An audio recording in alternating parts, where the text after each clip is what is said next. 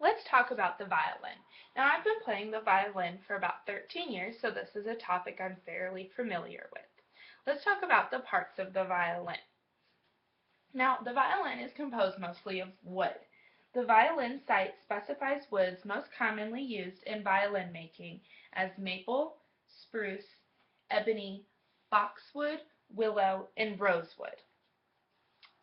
Now, the parts of the violin are carefully measured and crafted, often handcrafted, and one of the most common and popularly well-known violin makers of all times is Antonio Stradivari, and according to Britannica Encyclopedia, the modern proportions of the violin were created by him. Now, this is the body of the violin.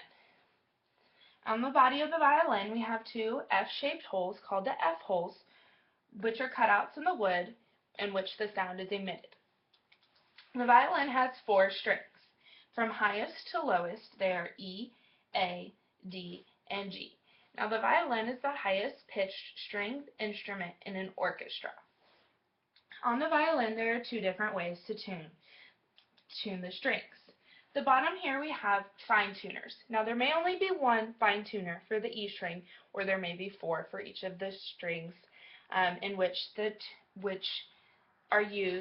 are turned to more precisely tune the tones of the strings. At the top we have four pegs, which are tightened or loosened to create the desired tune on each of the strings.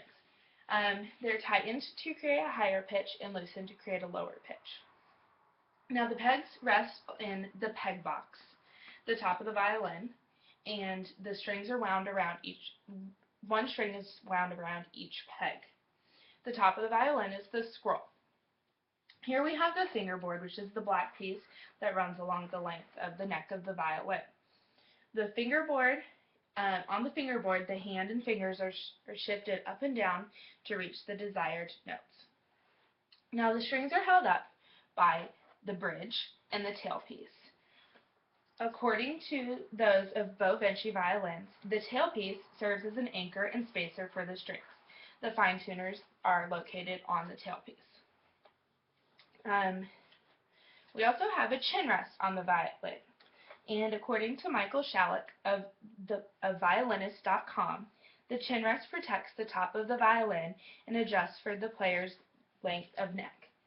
Now, also holding the violin on a player is the shoulder rest. The shoulder rest rests upon the shoulder and the violin is on top. Another piece of the violin that's not pictured here, but I have one, is the bow. Now, the bow is what is drug across the strings to create the sound. The bow has a wood stick and a hair along it. There's horsehair, which drags across the strings to create the sound. Thank you for listening.